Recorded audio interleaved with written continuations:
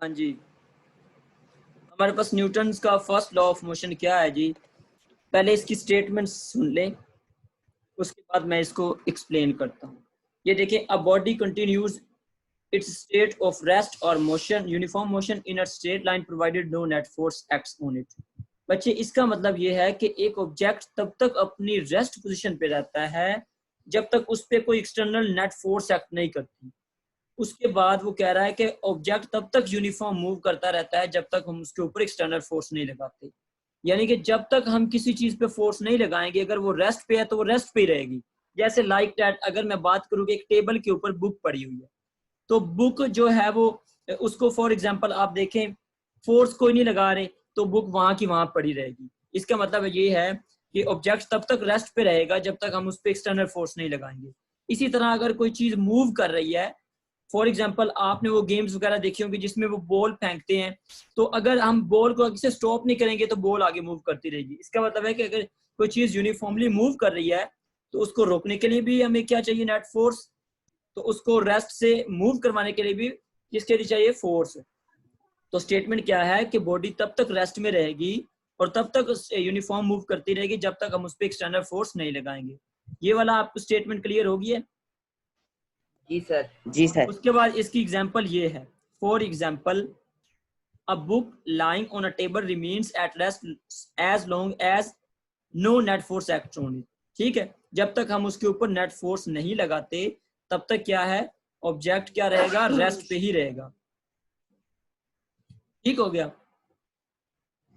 इसके बाद नेक्स्ट जी move sir. करते हैं। अच्छा, इसके बाद वो कह रहा है कि फॉर एग्जांपल लेट्स से हमारे पास दो तरह के सर्फेसिस हैं, एक रफ सरफेस है और एक जो है वो प्लेन स्मूथ सरफेस है। तो मुझे बताएं, अगर आप बॉल को फेंकेंगे तो कौन सी बॉल जल्दी रुक जाएगी? कौन सी सरफेस वाली? Rough surface. एक बार रिपीट कीजिएगा। हाँ, यानी एक रफ सरफेस है और एक हमारे पास स्मूथ सरफेस है, तो उनमें से कौन सा जो है वो? रफ सरफेस वाला इसलिए क्योंकि उसका जो हमारे पास फोर्स है वो ज्यादा है, क्योंकि वो रेजिस्ट कर रही है ऑब्जेक्ट को, तो इसलिए वो जल्दी उसको स्टॉप कर लेगी। अच्छा, ये आगे आ जाए, इसके ऊपर आपने हेडिंग देनी है, Newton first law has inertial properties. Question आता है कि how Newton first law is law of inertia. तो इसका आपने आंसर देना है। चूंकि देखें, since Newton's first law of motion deals with the inertial properties of matter, therefore Newton's first law of motion is also law of inertia, known as law of inertia. बच्चों देखो, inertia क्या था? हमने देखा था कि इनर्शिया कैसी property थी? जो रेजिस्ट करती थी। ऐसे ही है ना?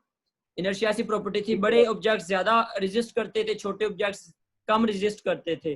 तो इसलिए न्यूटन का फर्स्ट लॉ जो है, जैसे हमने कहा, अगर बुक पड़ी है रेस्ट पे तो वो रेस्ट पे पड़ी रहेगी जब तक हम उस पर फोर्स नहीं लगाएंगे। अगर बुक की जगह हम कोई बड़ा टीवी रख दें तो उस पर फोर्स लगाएं, उसको उठाना ज्यादा मुश्किल होगा। तो इसलिए हमारे पास जो न्यूटन का फर्स्ट लॉ है वो डील करता है इनर्शियल प्रॉपर्टीज के साथ, इसलिए हम न्यूटन के फर्स्ट लॉ को लॉ ऑफ इनर्शिया भी कहते हैं। क्लियर है बच्चों? जी सर। अच्छा, इस तरह एक और क्वेश्चन आता है कि why passengers move outward when when brakes are applied. जब गाड़ी की ब्रेक्स लगाई जाती हैं तो वो क्यों आगे की तरफ मूव करते हैं, मूव फॉरवर्ड क्यों करते हैं? तो इसका आंसर क्या है? We have observed that passengers standing in a bus fall forward because its driver applies brake suddenly. जैसे ही वो ब्रेक्स लगाता है तो गाड़ी चूंकि फॉरवर्ड मूव कर रही होती है, इसलिए हमें इनर्शिया क्या करता है? वो हमें अपनी स्टेट को बरकरार रखने की कोशिश करता है, यानी कि वो चाहता है कि जिस डायरेक्शन में मूव करें उसी डायरेक्शन में मूव करें। लेकिन जैसे ही ब्रेक्स लगेंगी, चूंकि गाड़ी तो रुक जाएगी, लेकिन ऑब्जेक्ट चाहेगा अपने इनर्शिया की वजह से कि वो आगे मूव करे, इसलिए थोड़ी देर के लिए आगे की तरफ होता है। आपने कभी नोट किया? झटका आपको लगता है, जो गाड़ी की जब ब्रेक्स लगती है तो आपको झटका लगता है, आप आगे की तरफ थोड़ी देर के लिए मूव करते हैं, ऐसा होता है ना? जी सर। जी सर। तो वो इसी वजह से होता है, क्योंकि गाड़ी स्ट्रेट मूव कर रही होती है फॉरवर्ड, जैसे ही ब्रेक लगती है तो आप चाह रहे होते हो फॉरवर्ड की तरफ, तो आप फॉरवर्ड थोड़ी देर के लिए मूव करते हो। अच्छा, इसको मैं रीड कर रहा हूँ। It is because the upper part of their bodies tend to continue their motion. जो हमारा ऊपर वाला हिस्सा होता है, पाँव से लेके ऊपर वाला हिस्सा, वो कोशिश यही करता है, tend to continue their motion, वही मोशन को बरकरार रखने की कोशिश करता है।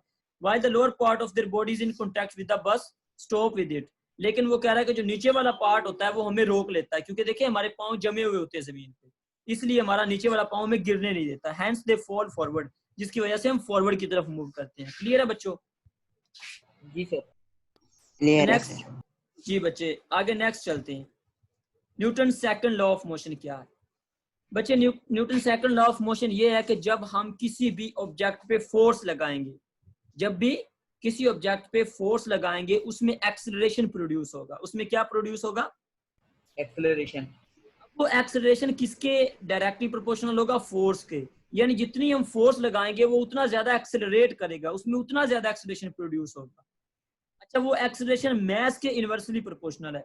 जैसे देखें, एक बहुत बड़ा ट्रक है और एक बिल्कुल छोटी सी कार समझ लें, तो दोनों में किसकी जो एक्सेलरेशन ज्यादा होता है? कौन ज्यादा तेजी के साथ मूव कर रही होती है? बस यार बस की निस्बत कार ज्यादा तेज मूव कर रही होती है। सर कभी कार नोट ज्यादा किया? तेज मूव करती है। हाँ, तो उसका मैस कम होता है, एक्सेलरेशन उसका ज्यादा होता है। क्लियर है? जी सर।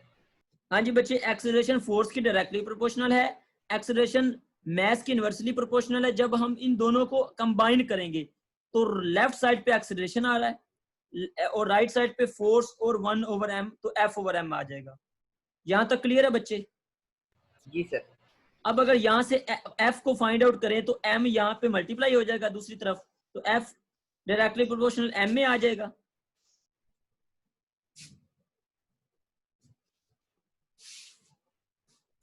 ऐसे ही है। जी अब सर क्या ऐसे करेंगे, ही है। जब हम प्रोपोर्शनैलिटी के साइन को हटाते हैं तो एक प्रोपोर्शनैलिटी का कांस्टेंट आता है, तो जब इसको हटाया तो यहाँ पे k आ गया। अब वो कह रहा है कि in SI unit system the value of k comes out to be 1। अगर हम k की वैल्यू को 1 कंसीडर कर लें तो हमारे पास ये क्या आ जाएगा? अगर हम यहाँ पे k पुट करेंगे 1 तो F is equal to m में आ जाएगा। ठीक है बच्चों? जी सर।